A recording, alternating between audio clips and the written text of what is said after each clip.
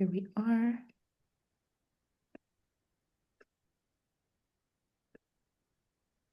Okay, hello everyone. Yes, we are live now. Sorry, we're just a little bit over, but we're gonna give it another minute or two before we get started. Make sure everyone's here.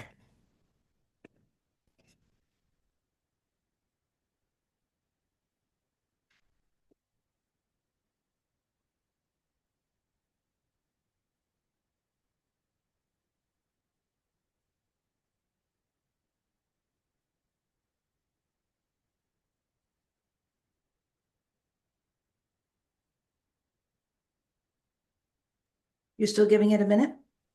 Yeah. Okay, So, be right back. okay, no problem.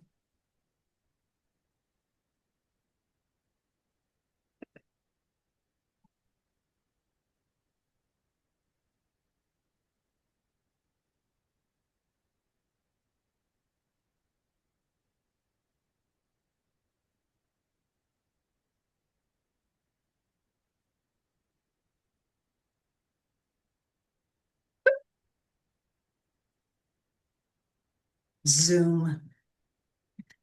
It's its own beast. All It right. is. So we're gonna get started now. Hello everyone. If you don't know, I'm Yasmin Piper. I'm the engagement coordinator here at Spotlight PA. So excited to be doing this on a Tuesday evening. So for those of you who are not who are new to Spotlight PA is an independent, nonpartisan, nonprofit newsroom producing investigative and public service journalism. And of course, we could not do that without you, our readers and donors who support us in so many ways. If you want to continue to support us in whatever way you can go to spotlightpa.com or spotlightpa.org. So this is our last, unfortunately, the last of our book club events for the year.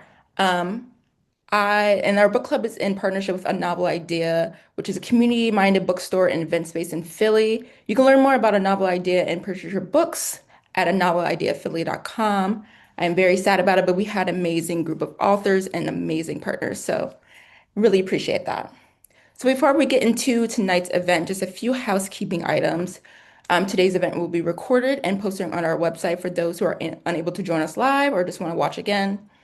You can see that at spotlightpa.org/events, probably by tomorrow. You can join our discussion by submitting questions during the event at the Q&A section that's at the bottom of your screen. I just want to say thank you to everyone who already submitted those in advance on our registration page. We're trying to get to as many of those as possible towards the end of our program. So tonight, I want to welcome the incredibly talented author, playwright, educator, all-around writer extraordinaire, Lorene Cary. So Lorene is the author of many novels, including her memoirs Black Ice and Sitting, as well as her fictional work, The Price of a Child, Pride, a Girlfriend Novel, and of course, of Sons and Heirs, which we'll be talking about tonight. The Philadelphia Inquirer called the novel a multi-layered, complex, and engaging tale of love, social justice, and migrations, both physical and emotional.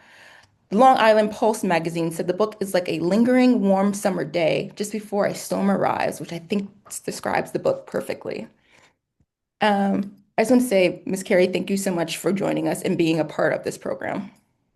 Thank you. Thank you for having me and for choosing this book. This is this sometimes you have a book who's a shy child, Yeah. and this is, yeah. This is, and this book has so many layers. I'm very excited to get into it tonight.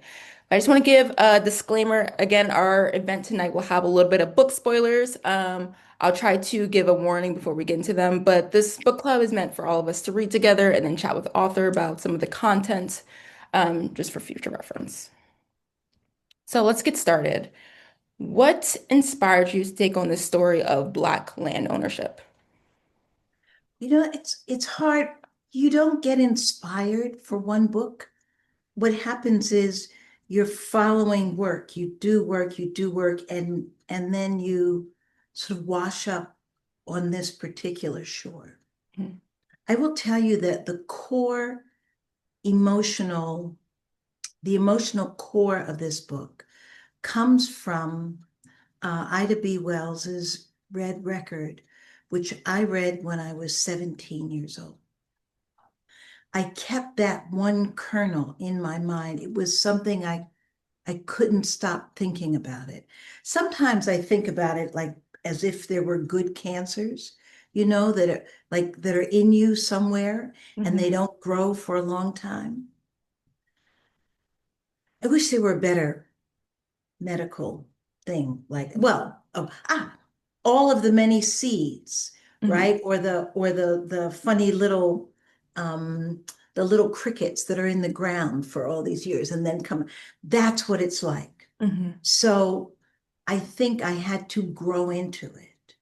I think I had to have children run I mean, what I ran was a nonprofit organization, but it was still a business. I still had employees. We still had to raise money every year and, make it work. Hmm. I had to do that. I think all that had to happen before I was ready, even to figure out how to how to put a book around this one little core that I couldn't stop thinking about. Yeah. I'm sure that's inspiring to many, especially young writers who feel like they have to do everything right now. Like it's okay to sit with Mm, some of these seeds. yeah, yeah. So, in terms of stories around Black land ownership, the synopsis on the book says that a lot of these stories go untold. Why do you think that is? Well, I mean, we're in a moment right now where stories are not only being untold, but are being unstoried, right? My whole career has been about finding these stories that I needed, that my community needed. Mm. And I'm going to do it in concentric circles. So I needed them. I wanted them for my family, for my children.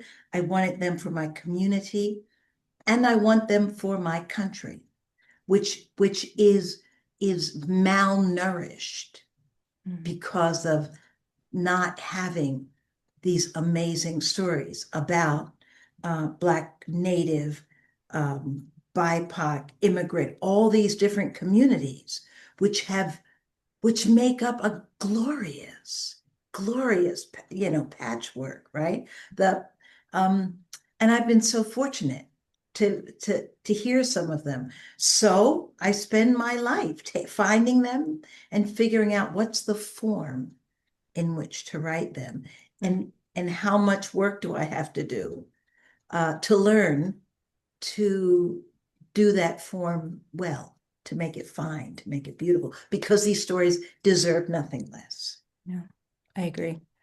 So, you were born and raised in Philadelphia, but you frequently have books that really explore the South. What drew you there specifically to the Carolinas and Virginia area? Well, I mean, who and what Black person in Philadelphia does not have a grandma, a grandfather, a great grand? I mean, that this was the way they came up. So if I'm going to explore Philadelphia, it means that I'm going to look at that road, Hmm. um, that great migration. Where'd they migrate? They Hmm. came here, right? So for us, it's going down the coast all the way to Georgia. For Chicago, it's going down to Mississippi. For Texas, for LA, it's coming over from Texas. Those are that's the closest we get to on-site ancestors, and we get pretty close. Yeah. Yeah. Um, What would you say is what has been your experience there in the South? well, I've had very Mhm. little experience in the South. What's funny about this up South place that we live in is that although I've had very little experience there, I was very close to the grandparents who were raised there. And it was really important, particularly for my grandmother in North Carolina. It was really important for her to tell me, and she didn't tell stories about the family. A lot of that was secret. The things they were ashamed of, the things that they, impossible situations that they blamed themselves for not. fixing or getting out of or Hmm. all of that. But they did. She was always telling me, um, so there's a scene in there about peaches and canning peaches. Hmm. We would can food in the summer. She lived in just outside of Philly, New Jersey. We would drive these dirt roads to get back to the best farm stands, bring the stuff back. And as it's 100 degrees, it's Philly in summer is 99 high heat and humidity. And we would snap the beans, or she'd go down the basement where she had another stove, and down there where it was really, she'd boil all the water and the steam and the heat. You drop those peaches in, you blanch them, take them out, slip off the skins, and she would talk to me about North Carolina and what kind of peaches they had there and how we did this and how you do it right and how you make sure there's nothing in there to make the jars pop open, and how she would, so that their material life, I mean, she didn't live there for long either, right? Hmm. But it was this ancestral, it was an ancestral Eden for people who could not get back any further. My great grandfather from Barbados would do exactly the same thing about the Caribbean, about Barbados. He told more, he told folk tales and stories that I grabbed onto early. This took longer. So what would you say would be the major cultural difference between how some of your parents or grandparents were raised in the South, versus how you grew up in Philadelphia or Mm. I Pennsylvania? think the biggest cultural difference is the proximity to slavery. Mhm.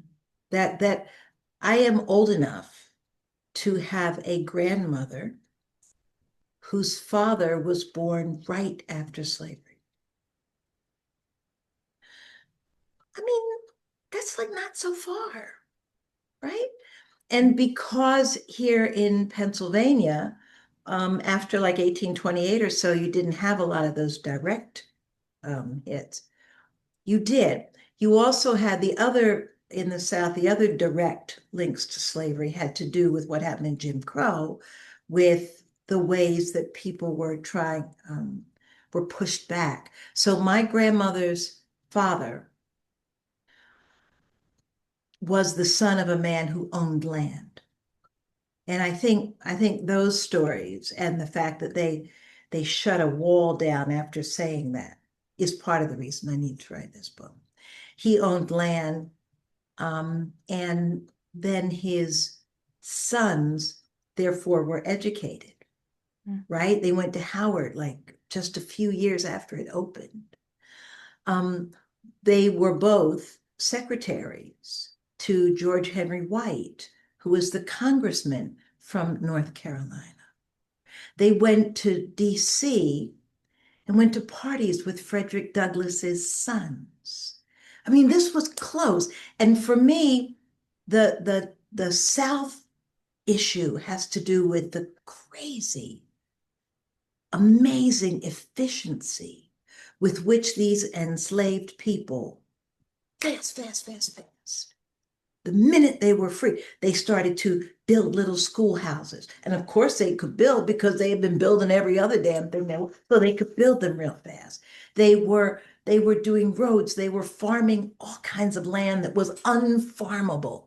Mm. And they cooked something out of that land.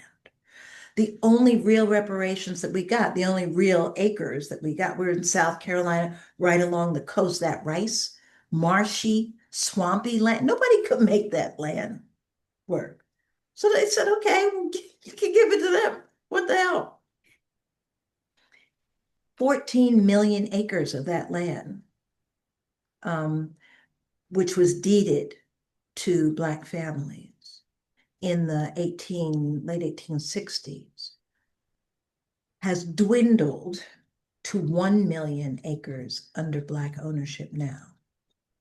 And it's that beautiful land that we go to for tourism. It's the coastline, it's the island, it's all those lands. that that were that the South Carolina legislature made very hard to keep and very easy to lose by Mhm. laws after laws after laws. So that so many people, if you get behind a year in your taxes, for instance, on that particular air property, the next year, instead of, if you're behind on your taxes, it means you're having trouble, right? Mhm. So what do all of our other bills do when we're behind? They say, okay, just don't dodge us. All right. You give me, we'll make a payment plan. Like they just want to know that you're going to pay them. So you do $50 a month, whatever you can. Mhm. But in fact, what the South Carolina legislature did was to say that if you got behind a year, you had to pay that full year and then pay the next year in advance. I mean, they come up with crazy things. Yeah, Yeah. there were so many laws that pushed Black landowners out, and we're definitely gonna get into those a little bit later in the events. But I want to switch gears here, just talk about the characters and their relationships. Mhm. So Jewel was a character that I struggled with the most in the beginning. I mean, she left her son to be raised by someone else. That she married a white man and kind of lived this comfortable life, but still didn't really reach out to her son until her husband was dying, and he was like, you're about to be alone. Um, my feelings changed a bit as the story progressed. I still will met her, but I think I forgave her and understood her a little bit more. But I want to know, what was it like creating this character who was so complex? And what do you want the readers to take away from this character?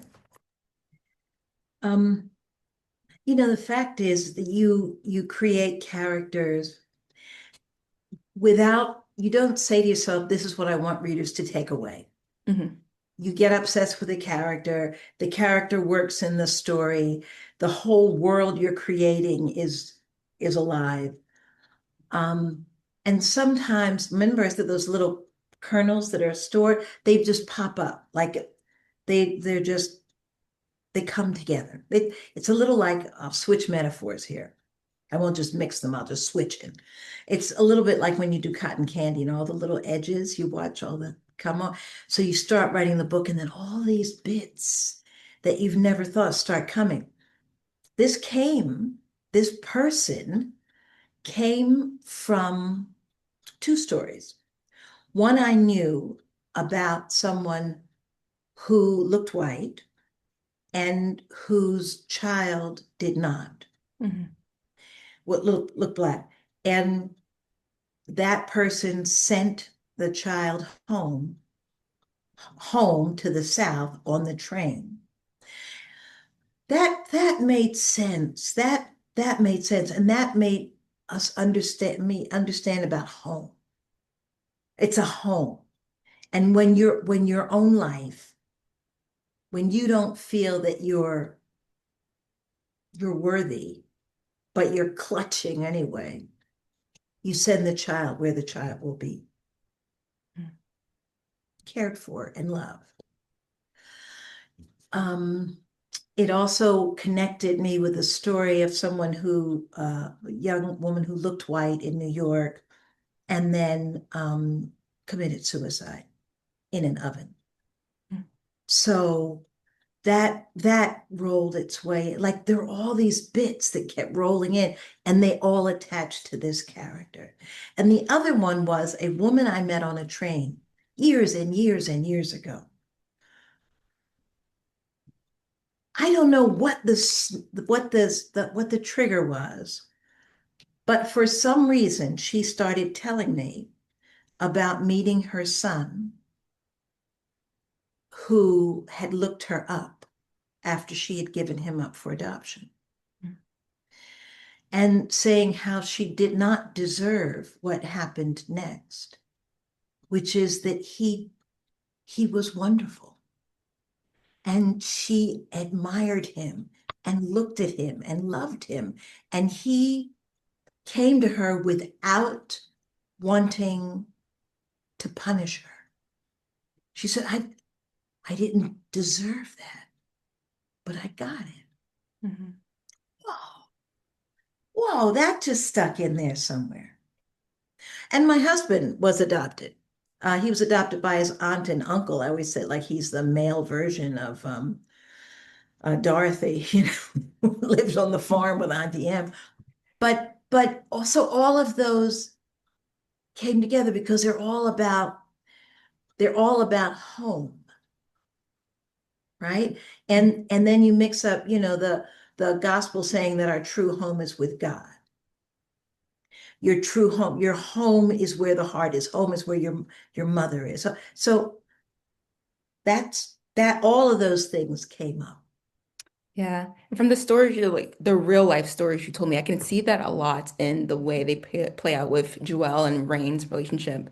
Um, Mhm. one thing that really stuck with me because I think Rain should have been way more angry towards Joelle. I mean, again, Mhm. it's how Mhm. I felt. But I think he was very respectful. He was outwardly angry. Understand that. But something that really stuck with me was when Rain mentioned how he doesn't let anyone else call him Lonnie because he was like, I reserve that nickname for you. I was like, oh my gosh. It was a lot. It was very beautiful. Oh. So the title of the novel shows up in a few quotes throughout the book. And it first shows up with Joelle, which I thought was interesting, but on a church pamphlet with the full quotes. So then you are no longer a slave, but rather a son. And if you are a son, you are also an heir by God's act of adoption. And it later shows up with Selma and issues with the land property. Mhm. But so, what was your first experience with this verse, and what'd you take away from it? And did the book come Mm. first, or was it the verse that you Oh saw? no, no.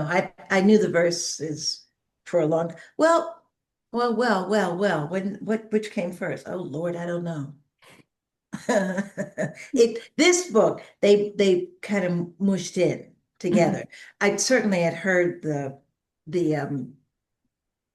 those verses. It's said in two different places, but for a while this book was called Cornerstone, Mhm. because from the phrase from the gospel that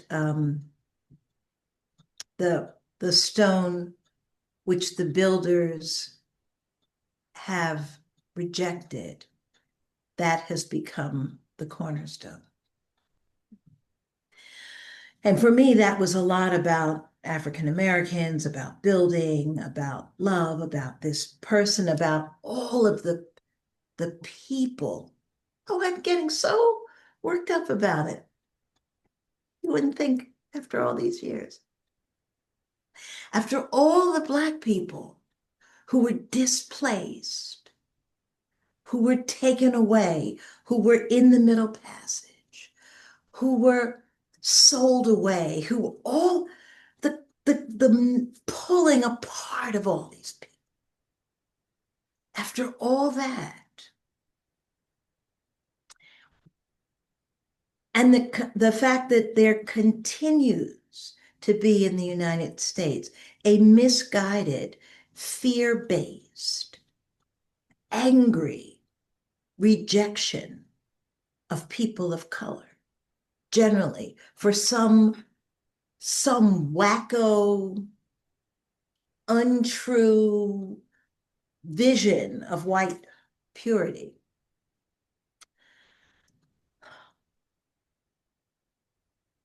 And yet we have been the cornerstone for music, for spirituality, for understanding how to take democracy from mere liberty to freedom, right?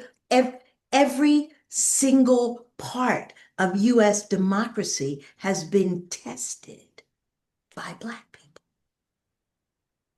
Those are the people who right away, 15th Amendment, bam, they were voting, bam, they were getting people in, bam, they were, for the first time in many of the southern states, they were allocating money to public schools that poor white people could go to. And then a generation later, put them out. I mean, This is the cornerstone. So if sons then heirs is close to that in the Gospels. Um, and I the heir property, I was reading, and the heir property, what are you heir to? What are we heir to? We have been, and it was also thinking about native son, um, kind of pulling on that, playing on that. Anyway, all that. Sorry for these long behind answers. I No, it's can't okay. stop it. I absolutely love it. Um, so again, you were just touching on this a little bit. So Black Americans were shut out of having stake in this country for so long, usually through lack of resources, laws, violence, or more often than not, all three. Um, as we have seen in this book, when researching tactics around keeping Black people from owning their own lands or even being educated enough to understand the predatory loans and agreements that they were signing off on, did you come across of any true stories that stuck with you and that are reflected in your novel? Mm, mm. True stories. Well, um, yes, yes. Can I get one that's right to your point? Mm, the first one that comes to me because central to this story is lynching, and lynching with a premise. There's always a premise, but for land, um, there are a million stories, not a million.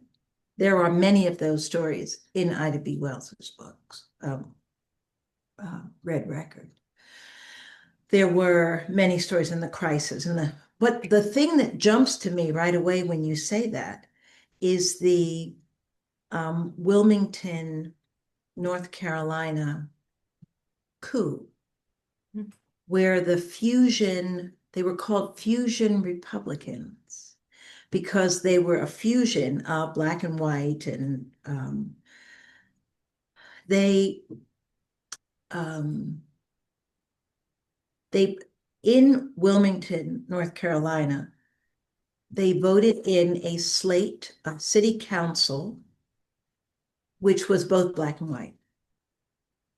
And white citizens, right after that vote, went and destroyed the black printing press that had a newspaper, went into the town hall.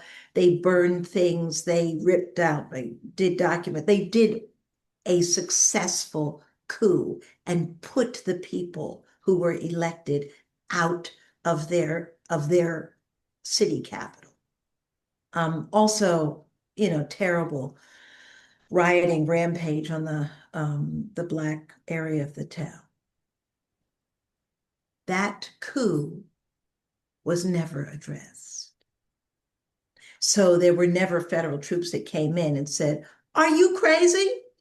This is America, fools." They elected them.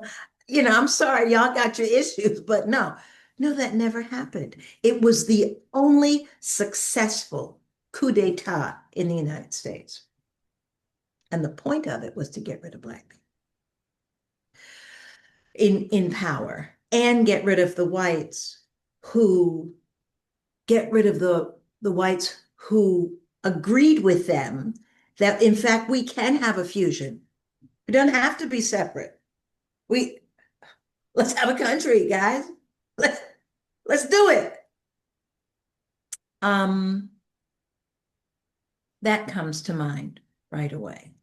And there were many stories where I can't remember the exact names, but there were many stories of black landholders who were lynched, and then their land was taken over by their neighbors. And that's why I chose this because and um I didn't just want one. I wanted a story that was representative of many, many, many. So, heir property is a land that's owned by descendants of a deceased person, but they don't have official ownership or official title over that land. Do you know how heir laws impact Black landowners today? And do you think it could be something that could possibly be beneficial for Black families in the future? Oh, beneficial. It's hard because the people who received the deeds, say you have a couple and they received a deed, and let's say they did not read and write, they would do what my Nana said. She said, when I said to her, Nana, you got to do a will, she said, oh, honey, my father said that his father took them out to the cart shed and he told them what he wanted. And I thought, oh, geez, really? But for her, that was a sign, and I joked about that was how so my grandmother looked white, right? So that was how my look white grandmother outblacked me. I said, well, damn. Oh, will, like, you know, I know, Nana. It's American law. It's white people with will, but you need to have a will, otherwise.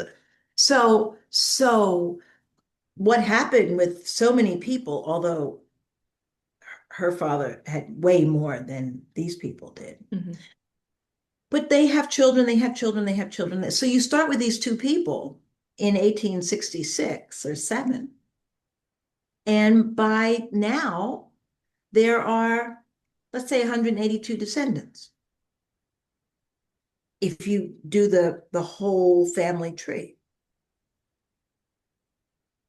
What often happens is you have somebody or some family or some 1 to 12 people who are living on that little bit of land.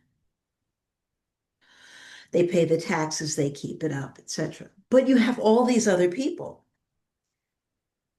Um, it can't benefit you because the laws are such that if somebody comes in, say they want to build a factory on that land or a hotel, they come and they look at the whole family tree.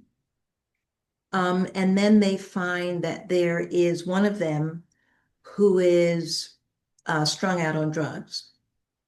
They go to that person, they say, listen, you may not know it, but you actually have 1/82nd of a little piece of dirt down in Georgia, North Carolina.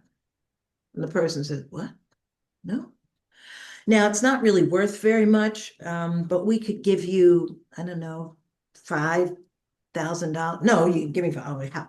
8,000. Okay. Now that hotel owner is one of the heirs. Mm. And the laws were made so that that person could go to the town council and ask to force a sale. That would happen within a month. And not only do the other 180 something people not know about it, Mm. but the 10 people who live, the family who lives on the land, cannot possibly match the money that you're going to bring to buy that land from the council. So they've saved up, they have $30,000 in the bank. Everybody's working, they're putting something in. Let's say a good scenario. That they were, let's say they don't have anything in the bank. They have $400, like the large percentage of Americans, Mm. right? So they only have 400 or 500, which is why they didn't pay the taxes. They didn't want to get wiped out. They wanted to keep a little rainy day fund. It's up for sale. They can't match this group that says we'll buy it for $1.5 million. Town council says, okay. And town council says, now we'll get the land developed and we'll get more money into the town. So that the fact of the heir property, it's so complicated. It's so now there are some families, and the Center for Heir Property is a brilliant organization. It's in Mhm. South Carolina, and it teaches. I went down there. I spent some time with them. I drove up and down all those roads and just sort of sat on that land and went to package stores and churches and got a feel for the people there and the land. And the center helps people come up with strategies, find, do their family trees, figure out what to do. There are a few families that have built their own, no, I will not say a few that done. I know one family of one large extended family that built its own hotel, and now all the family members share in the profit. That's great. I mean, that's a benefit. That's great. But can you have to have a brilliant organizer to make that happen? The fact is, we've got some brilliant organizers. You have to organize to stay afloat in America. Yeah. And I'm so glad that they have that resource down there. Yeah. Um, so you touched on this a little bit, but another moment that was stuck in my head was the details of King's lynching, both when you were telling the story of what happened, but also when they were recounting the story and having that conversation with Rain. It really felt reflective of the talks that Black parents used to have with their kids on how we are treated differently in this country. Yeah. um, do you see these conversations as a part of our family inheritance? And how so, if you do? It's an inheritance. It's an inheritance, like every bit of trauma is an inheritance. You know, people whose land was washed away by the ocean, people who, had an uncle who seduced, who, seduced a neighbor, or an uncle who abused a family member. Like, all of this is part of our legacy. It's part of our inheritance, as well as the most beautiful or the most mediocre or like all of it, we take it. I think I think we don't want to take it in, so we throw in shame or denial, or um, we don't want to experience the rage that comes. So we put it somewhere else. We make a little place here where we just, you know, keep it boxed up. I always found the myths about the three-headed dogs, or for me, my metaphor is in the basement, locked down there.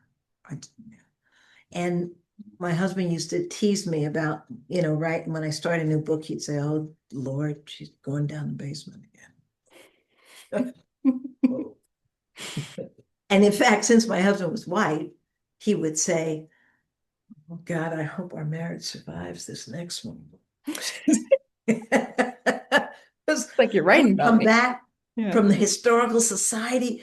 I mean, out of my, just so angry, crying with anger. Mhm. And he would help a little by saying, "Okay, you want to come to bed, or shall I sleep on the couch?" Or like, what?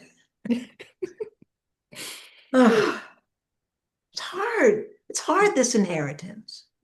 But it's what we have been given. That's how we came up with blues. That's how we came up with spiritual practices to welcome each other, to figure out how to love. I mean, I love the phrase of make love. Mhm. That's what you do. You make it, because there's so much poopy all over around you. Yeah. Yeah, there is.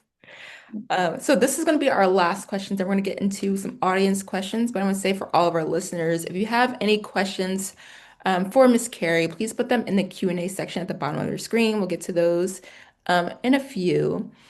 So This novel talks a lot about family legacy, not this just through property or physical items, but through storytelling and just like Mhm. experiences with. And it made me really love and appreciate all the conversations that I had with my grandparents, my great grandparents either. And you just learn so much about them, especially 'cause they hold a lot. They are holding a lot. And once you have those conversations, you understand why a little bit more. But I want to know, how do you think these stories shape younger generations? And how has family legacy shaped you in your writing? Oh, well, family legacy is the reason why I write. Mhm. Um, I listened to those people so carefully. I feel like you're called to do different things. Some people are math science, some people are great with their hands, some people, are great athletes. I feel as if I was born to be a story vessel.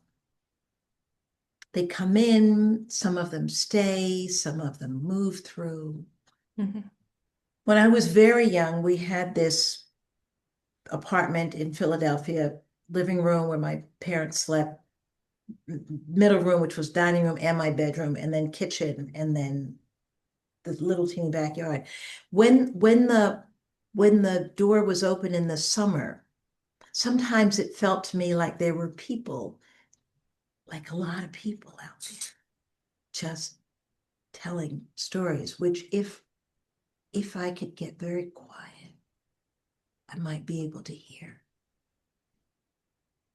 And that's how I felt about it. I felt by the way about my great grandfather telling stories about cane fields and getting hit by a cudgel in the 1890s and then showing me and then I'd feel and there was still a hard place there that he Mhm. said when it hit. No, he threw a cudgel at a white dog in the cane field. The dog screamed like a woman, and then he felt that the next day, right? Like all those stories, all the people who didn't make it here. It just feels like my job is to catch them and tell them formally. Yeah. I love that so much. And after this, I'm going to read everything that you ever wrote. I'm really excited for Black Ice and also Lady Sitting. Um, so we're going to switch gears into audience questions now. Wendy G asked, do you travel to the places you are writing about for and during research? I think you answered this a little bit, but I would love to hear a little bit more. I, I do. I do. I've got to get there. I got to smell it. I got to see it, Mhm. learn the facts, and then be in the place because you suck something up. I am hoping, please, please, please, to get my visa, please, so that I can go to Ghana in the next few days. Mhm. I'm due to go. I have my flight. I have my lodgings. Just don't have the visa yet, which has gotten so complicated. And of course, it's more complicated for them because we, the United States, have made it harder for them. So they're doing extra work. But I want to go there because I want to do a play and an opera libretto or song cycle about a slave ship called the Zong, which was originally called the Zorg. There's a new book about it, which was in the New York Times book review just this past Sunday, if people want to see it. I've also written a blog about going to London to read the marine records.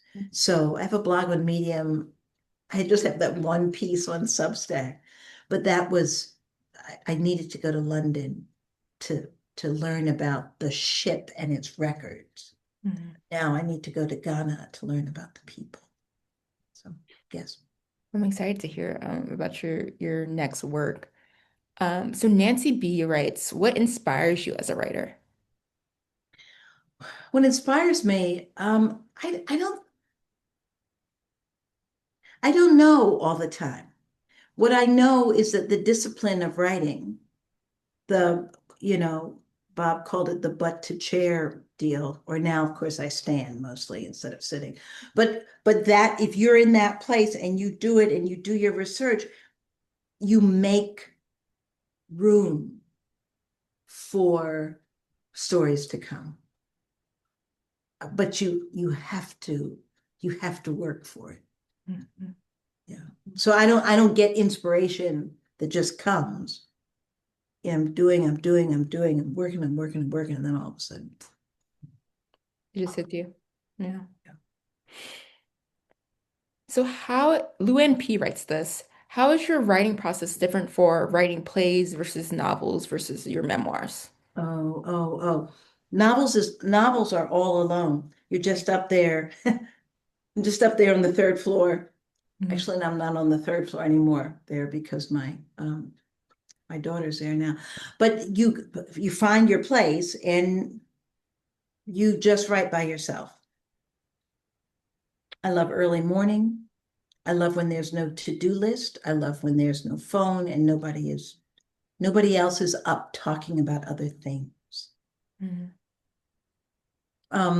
You write it, you give it to an editor, the editor gives you feedback, you take it, you learn, you rewrite it. Sometimes you just fix it. Sometimes I've rewritten, there's one, this is the third novel. I called this novel Blackface. When it first started, I turned in one novel. The editor said, no, well, I think this is wrong. So I wrote another novel. Well, no, no. So then I wrote this novel. And that particular editor said, I see what you've done, but I don't know how to publish it. Mhm. So wrote to my agent, I said, let's give them their money back and go someplace else. My agent said, I'm not in the habit of giving money back, but I'll get your book back for you. And we went somewhere else. And so, this was a great gift that Simon and Schuster took at that age. Mhm. Um, for a play, it's so much more collaborative. You Okay. write it, you talk to the artistic director, you have a workshop, you give the draft, you ask the actors, what what does this do? And if you got it right, then the actors will feel their characters well enough to tell you what's wrong with what you've made their character do. Okay. So they'll say, I don't think he wouldn't have gone to her house. I don't think he would have done that. And you either for a novel, you're explaining the incongruities. It was very hard to explain why this young man would so easily accept his mother back. I'm not sure I did it well enough Mhm. because it's a hard thing to do, right? To explain, to get people who are mad on his behalf. But in a play, you have to show it, and your first audience are those actors. So there's crazy rewriting, revising, listening, rewriting, listening. And for a libretto, um, your first audience is the composer. So you do the workshop, you do a libretto workshop, you talk to the young singers often who are put in there to think about it, and they talk to you. But really what you want is to write words. It's orange juice, it's concentrate, right? It's just a little bit of concentrate.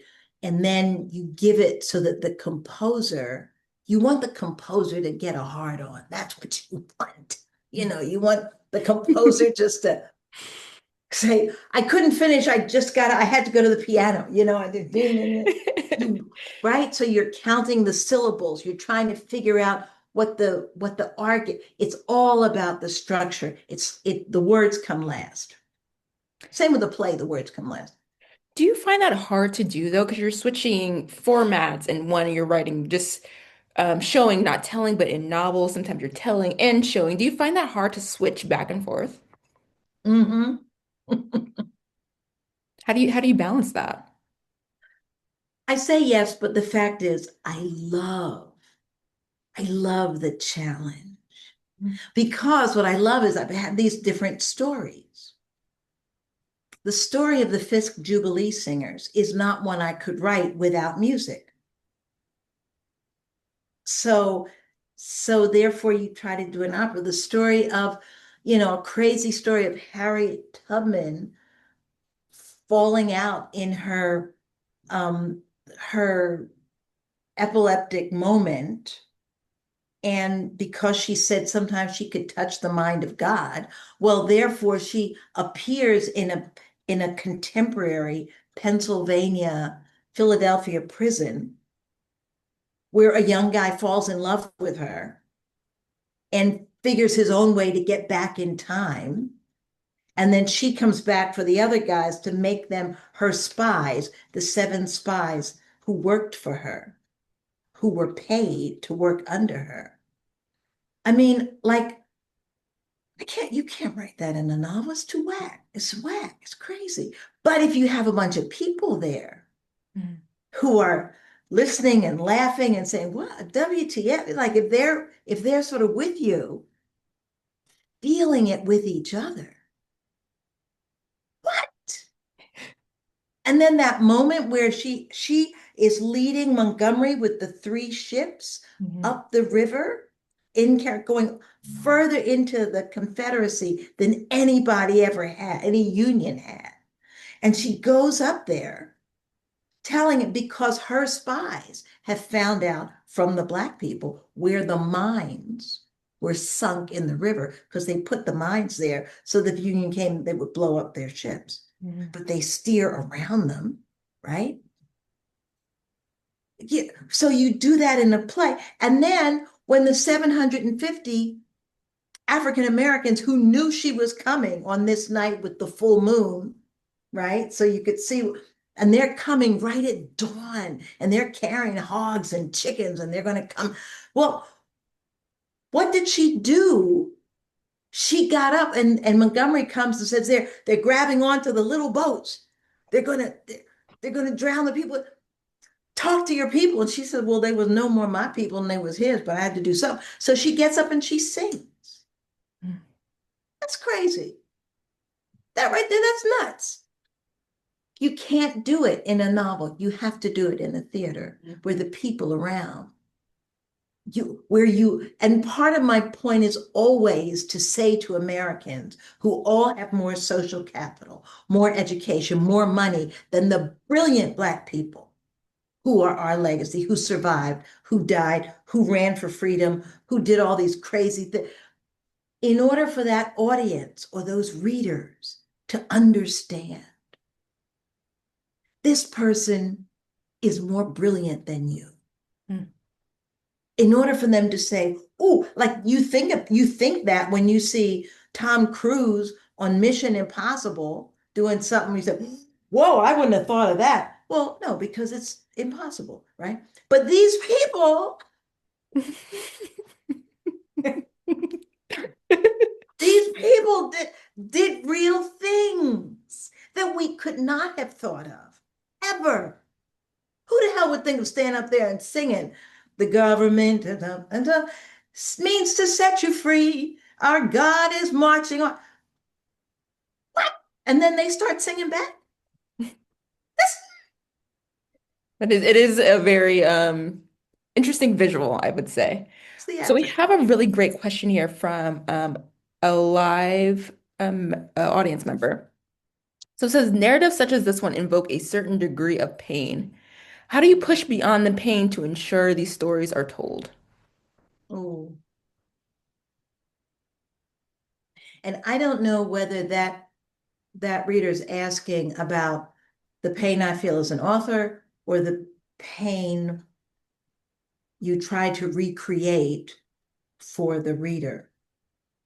There was a man on Black radio one time who said he wouldn't read The Price of a Child, my book about a woman who escaped from slavery. He said he wasn't going to read it. He had lots of critiques, but and finally the radio guy said, well, have you read the book? He said, no, I haven't read the book. This is Black Talk Radio. It's great. He said, no, I haven't read the book. He said, well, you should read the book before you. He said, no, because if the book were true to the experience, it would be impossible to write or to read. And I don't want anything that's not true to the experience. So this audience member clarified, is the pain you personally feel during the research and the reality of such occurrences? Um, no, that's my job. That's my job. I meditate, I do yoga, I cry a lot. And then try to write it because um I mean black ice is banned in some places in the South. The current administration is thinking about destroying or closing down or something. The president's house, which is the only National Park Service, was the first, I don't know, it's the only, that depicts the enslaved people whom Washington kept in the White House, in the Philadelphia White House, in the Philadelphia mansion for the president before it went to DC in 1800. Um, it's the only place that tells those stories. I can't, I'm getting 3 squares a day. I've gotten an education. I can't say it's too painful for me. How dare? How dare I? So we have about 2 minutes left here, and I really want to get to this last question here. Um, what legacy would you like to leave?